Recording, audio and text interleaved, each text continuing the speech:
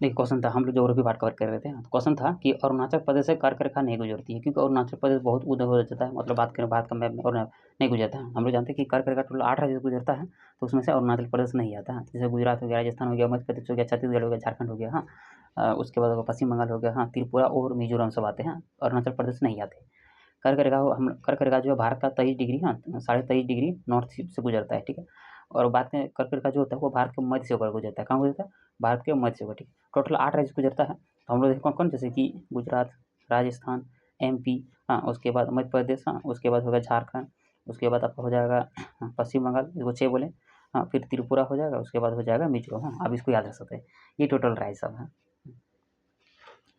तो बात करें कर्क रेखा, कर्क रेखा पूर्व से पश्चिम की ओर बहता है, मतलब कर्क रेखा जो है ना पूरब से, पूर्व किधर, पूर्व पश्चिम, हमारे इधर से ऐसे की ओर जा रहा था यार। कैसा ये जितने भी ये जो बताए ना, तो कर्क रेखा पूरब से पश्चिम की ओर। क्वेश्चन था, देखिए हम लोग जानते हैं ये जो हम आपको बताएं, ये कैसे बताएं, ये हम लोग बताएं पश्चिम से पूर्व की ओर। क्या बताएं? पश्चिम से पूर्व की ओर, हाँ। तो लेकिन एग्जाम में क्वेश्चन आया था कि कर्क रेखा पूरब से पश्चिम की ओर बताएं, मतलब इधर से बताना है। तो सबसे पहले मिजोरम, त्रिपुरा, हाँ, पश्चिम बंगाल, फिर झारखंड, छत्तीसगढ़, MP, राजस्थान और गुजरात होगा, ठीक है। मैं एक मैप दिखा देता हूँ। देखिए मैप दिख रहा है, यही कर्क रेखा है, जैसे कि गुजरात, राजस्थान, यहाँ थोड़ा, हाँ देखिए ये राजस्थान थोड़ा था, गुजरात, मध्य प्रदेश, राजस्थान, ये छत्तीसगढ़ थोड़ा पार करता है, झारखंड हो गया, पश्चिम बंगाल होगा, त्रिपुरा और एक मिजोरम पार करता है, हाँ। अब इसे देख सकते हैं। तो क्वेश्चन पूछते हैं आपसे कि कर्क रेखा पूर्व से पश्चिम की ओर बताओ, तो पूर्व इधर से होता है, हाँ, तो हम लोग इधर से बताना, मतलब क्या बताना, सबसे पहले मिजोरम, हाँ, बात करें मिजोरम, फिर त्रिपुरा, फिर पश्चिम बंगाल, फिर झारखंड, फिर छत्तीसगढ़, उसके फिर MP, राजस्थान और गुजरात, हाँ। तो ये टोटल 8 राज्य हैं, इसको याद रख सकते हैं। ये मैं बता रहा था, क्या बोले कि कर्क रेखा जो है ना पूर्व से पश्चिम को, हाँ, मैं इधर से बोल रहा था, वो फिर से देख लेते हैं। गुजरात, राजस्थान, MP, मध्य प्रदेश, मतलब छत्तीसगढ़, झारखंड, पश्चिम बंगाल, त्रिपुरा और मिजोरम, हाँ, इसको याद रख सकते हैं। देखिए नीचे क्वेश्चन है, क्वेश्चन था कि कौन सा राज्य कर्क रेखा के उत्तर में अवस्थित है। तो उत्तर, हाँ, जैसे देखिए ये भारत का मैप बना, ये पूरा पश्चिम उत्तर, हाँ, तो मणिपुर क्या है, कर्क रेखा के उत्तर में, हाँ। आप देख सकते हैं मणिपुर, हाँ, गौर कीजिए, ये दिख रहा है ना।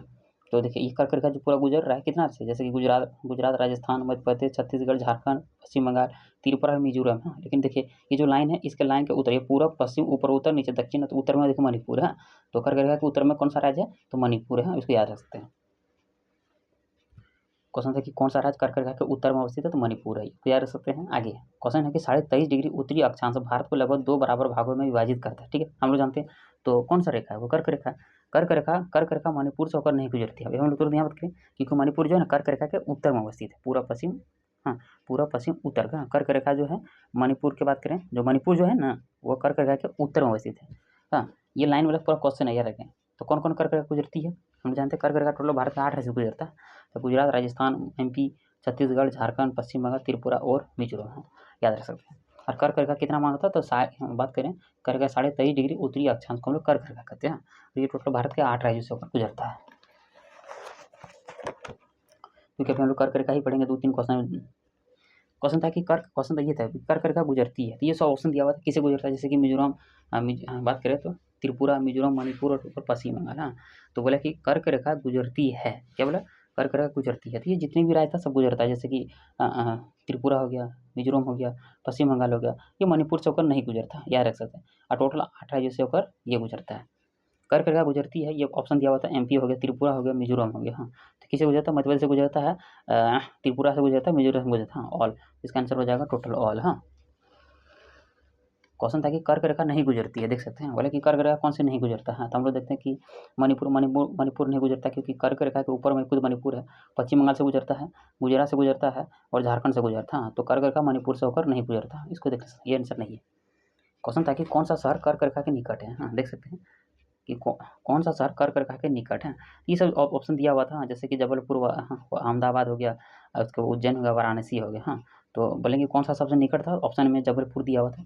कितना डिग्री, क्योंकि जानते हैं कर्क रेखा हम लोग जानते हैं 23.5 डिग्री, हाँ, सही, 23 डिग्री नॉर्थ में जाता है। तो देखिए कितना नज़दीक है, तो जबलपुर जो है ना, तो 23 डिग्री 11, हाँ, 11 नॉर्थ में अवस्थित है, तो हमसे हो जाएगा जबलपुर, हाँ।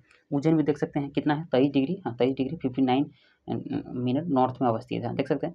क्वेश्चन था कि जबलपुर कर्क रेखा के सबसे निकट स्थित है, ठीक है। कर्क रेखा जानते हैं 23.5 डिग्री नॉर्थ से, बात करें नॉर्थ से गुजरता है।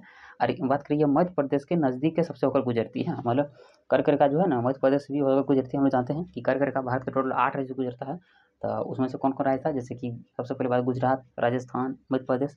हाँ, तो मध्य प्रदेश भी आते हैं। और बताता हूँ, मध्य प्रदेश के बाद आपको छत्तीसगढ़, झारखंड, उसके बाद पश्चिम बंगाल, फिर मिजोरम, उसके बाद त्रिपुरा। तो ये सब देख सकते हैं। तो हम लोग बोल रहे थे मध्य प्रदेश, हाँ, तो कर्क रेखा मध्य प्रदेश से गुजरता है। तो क्वेश्चन आता है कि मध्य प्रदेश से किसे किसे होकर गुजरता है। तो मध्य प्रदेश से देख लीजिएगा, कर्क रेखा किसे, जो मध्य प्रदेश है, मध्य प्रदेश है ना। तो मध्य प्रदेश में जैसे कि क्या लिखा, शहडोल, हाँ, शहडोल हो गया, जबलपुर हो गया, रायसेन हो गया, विदिशा हो गया, उज्जैन हो गया और रतलाम हो गया। हाँ, तो मध्य प्रदेश के ये सब जगहों से होकर गुजरता है। हाँ, तो देखिए अब इतना तो बोलेगा सर मध्य प्रदेश का, लेकिन अब याद रखिएगा क्योंकि लेवल आजकल कहीं से पूछ सकता है। तो अब इसको याद रख सकते हैं। तो शहडोल हो गया, हाँ, शहडोल, जबलपुर, रायसेन, विदिशा, उज्जैन और रतलाम। हाँ, ठीक है, दूसरे से है, नीचे क्वेश्चन दिख रहा होगा, हाँ, कि कर्क रेखा भारत का 8 राज्यों से गुजरता है, जैसे गुजरात, राजस्थान, एमपी, छत्तीसगढ़, झारखंड, पश्चिम बंगाल, त्रिपुरा और मिजोरम। हाँ, हम लोग काफ़ी बोल चुके हैं, अब आपको धीरे धीरे याद होते चल जाएगा।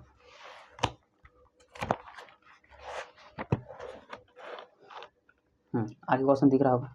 क्वेश्चन था कि भारत में कर्क रेखा पर स्थित राजधानी कौन सा है। तो ऑप्शन हो जाएगा राजधानी, हाँ, जो रांची में अवस्थित है। कर्क रेखा बोलता नहीं गुजरती है, तो ये ऑप्शन दिया हुआ था किसे नहीं गुजरता है। तो जैसे कि उड़ीसा, त्रिपुरा, छत्तीसगढ़, राजस्थान। हाँ, तो हम लोग देखें कि उड़ीसा से होकर कर्क रेखा नहीं गुजरता है, बाकी त्रिपुरा हो गया, छत्तीसगढ़ हो गया, राजस्थान से होकर गुजरता है। ठीक, कर्क रेखा के निकट कौन सा है, तो देखें कर्क का सबसे नज़दीक कौन सा दिखेगा। हाँ, तो कर्क रेखा के सबसे नज़दीक कौन सा है, तो देख सकते हैं कि तो देखिए दिल्ली दिख रहा है, हाँ, ये दिल्ली हो गया, ये कलकत्ता हो गया, ये जोधपुर हो गया, ये नागपुर हो गया। हाँ, तो देख सकते हैं कर्क रेखा सबसे नज़दीक क्या है। तो ऑप्शन के अनुसार सबसे कर्क रेखा के जो नज़दीक है वो कोलकाता है। वो कितना डिग्री में अवस्थित है, तो 23 डिग्री 34 मिनट नॉर्थ में अवस्थित है। ठीक है, नीचे हम लोग जानते हैं कर्क रेखा टोटल भारत के 8 राज्यों से गुजरता है, जो 23 डिग्री, 23.5 डिग्री नॉर्थ में अवस्थित है। ठीक है, कौन कौन राज्य था, गुजरात, राजस्थान, एमपी, छत्तीसगढ़, झारखंड, पश्चिम बंगाल, त्रिपुरा और एक मिजोरम। ठीक है, कर्क रेखा के निकटतम दूरी पर स्थित है, ऑप्शन दिख रहा है, कर्क रेखा के निकटतम दूरी पर अवस्थित है, ऑप्शन दूरी है। कौन कौन, जैसे ऑप्शन दिया हुआ था, जैसे कि हाँ, कि अगरतला, गांधीनगर, जबलपुर, उज्जैन। हाँ, तो देखिए सबका लिखा हुआ डेट दिया है कि कितना डिग्री में अवस्थित है। तो सबसे नज़दीक गांधी, हाँ, जो गांधीनगर है वो 23 डिग्री, 23 डिग्री क्या है, 23 डिग्री देखिए यहाँ 11 लिखा है ना, 23 डिग्री 11। हाँ, तो यहाँ फिर लिखा 23 डिग्री, यहाँ 11 लिखा, यहाँ 23 डिग्री। हाँ, ये सब 3 तब होगा। हाँ, क्योंकि सबसे नज़दीक बता रहा है ना, तो यही हो सकता है गांधीनगर बोला कि इसमें ऑप्शन जो दिया था, तो गांधीनगर सबसे नज़दीक, हाँ, 23 डिग्री। कर्क रेखा भारत को 2 भागों में बांटता है और जानते हैं 23.5 डिग्री उत्तरी अक्षांश को हम लोग कर्क रेखा कहते हैं। ये टोटल भारत के 8 राज्यों से गुजरता है। तो हम लोग बहुत बार बोल चुका हूँ, तो मैं फिर बोल देता हूँ, पर गुजरात, राजस्थान, एमपी, छत्तीसगढ़, झारखंड, पश्चिम बंगाल, त्रिपुरा और मिजोरम, ये टोटल राज्यों से गुजरता है। क्वेश्चन आ गया, क्वेश्चन है कि भारतीय मानक समय की देशांतर रेखा 82.5 डिग्री, हाँ, 82.5 डिग्री इलाहाबाद से होकर गुजरती है। तो हम लोग जानते हैं कि भारतीय मानक जो समय रेखा है, हाँ, 82.5 डिग्री रखा गया, वो इलाहाबाद से होकर गुजरती है, इतना हम लोग जानते हैं। ठीक है, बात करें भारतीय मानक समय, हाँ, समय की देशांतर रेखा, रेखा इलाहाबाद बोले या प्रयागराज से भी बोल सकते हैं, क्योंकि अभी नाम बदल चुका गया है इलाहाबाद का। हाँ, प्रयागराज से ही गुजरती है, कितना 82.5 डिग्री, हाँ, ईस्ट से होकर गुजरती है। ठीक है, हम लोग जानते हैं कि भारतीय मानक जो समय रेखा है वो टोटल भारत के 5 राज्यों से गुजरता है। तो कौन कौन राज्य है, जैसे कि यूपी, एमपी, छत्तीसगढ़, उड़ीसा और क्या है, आंध्र प्रदेश। हाँ, तो अब इसको सीधा याद रख सकते हैं। तो यूपी, एमपी, छत्तीसगढ़, उड़ीसा और आंध्र प्रदेश। हाँ,